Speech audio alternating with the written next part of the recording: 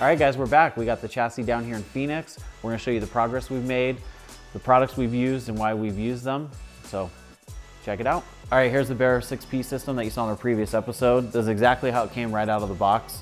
It's mounted on the spindle, just like you see it here. So we use their product because it's very easy to install, works well, all made in the US. We paired it with the RideTech Strong Arms, again, a USA made product. So we really like using this combination because it's easy for the guy in his garage building a truck or the professional in a shop. It's just components that work well together and you know they're gonna perform and go together smooth. All right, so we got the 6-liter all mocked up in the chassis like you can see behind us. We're gonna pair it with the Holley intake, Holley fuel rail system, precision 75mm turbo. So all that combination is gonna give us roughly about 650 horsepower. And who doesn't want more power? And that's the main reason going with the turbo. So one of the main reasons for this intake is it works really well with the turbo, but let's be honest, it looks cool too. So we're getting this loosely mocked up so we can get the front sheet metal on and start running our piping for the hot and cold side. Basically need all the sheet metal on so we know where everything's gonna fit, where the intercooler is gonna go, and we don't run into issues once it's all painted and ready to go to final assembly. We use the Dirty Dingo LS adapter plates.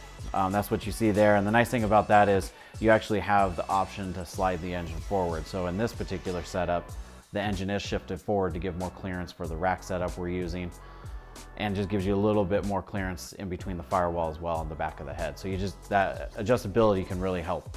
Moving back from the engine, we got our Pro Performance tubular cross member we're using. Fully adjustable height-wise, work with any transmission. You'll see some new products here like the trailing arms and the trailing arm cross member. The Suburban is actually going to serve as a platform so we can prototype all these new products, and you'll see it released probably later this year, maybe earlier. Fully adjustable trailing arm cross member as far as you can set your pinion angle, anti-squat.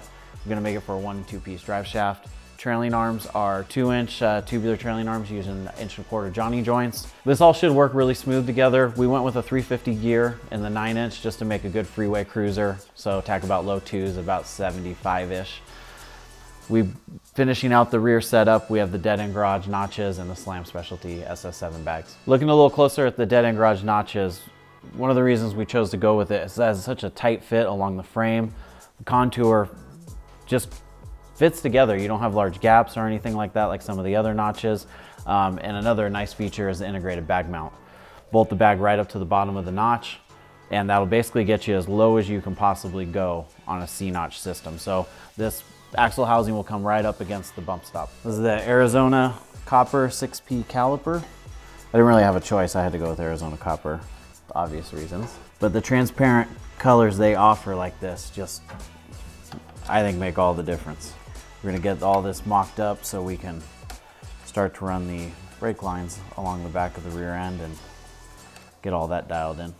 All right, so we got the Boyd Welding A1000 tank back here. We actually make it specific for the Suburban. It has an 1.5-inch filler neck that is in the correct location for the Suburban. We also do it for the Blazer too. And of course we have the truck ones. But this is gonna feed the turbo 6-liter setup. So this is kind of half mocked in. We still gotta do the mounting brackets and whatnot. And then that way we can run all the lines and everything. So that kind of finishes out the back, fuel system, all that. And then we'll move on to air management after this is all finished up. All right guys, you've seen the updates on the chassis here. We're gonna head over to Caesars at Matador Rods and Customs and check out the progress on the paint and body.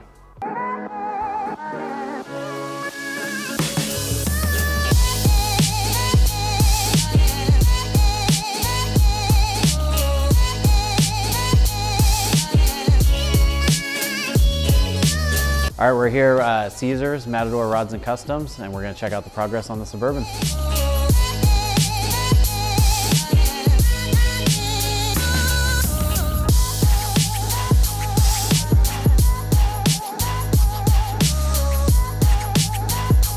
This used to be a barn door Suburban. We had to switch it out to the tailgate. The barn doors were a little rough, so switched out to the tailgate and the hatch. We're about halfway through on the door jambs and everything. So this side still needs to be done, but it's moving along. We had all the rockers replaced, floorboard sections, they're all rusted out. So all it's gonna be all fresh and new. So it'll be looking good. To clean up under the engine bay, we went with the switch suspension hood hinges. We didn't necessarily need to change them out because we're not doing high tubs, but it just looks a lot better than the clunky originals. Caesar at Matador Rods and Customs have been doing a great job on the Suburban, getting a lot of stuff done. This is obviously a work in progress, but so you get it all fine-tuned, and they're also powder coating at Exotech, which is part of it. Powder coating all of our suspension frame, everything. Stay tuned to our social media as we'll be giving you a bunch of updates here soon.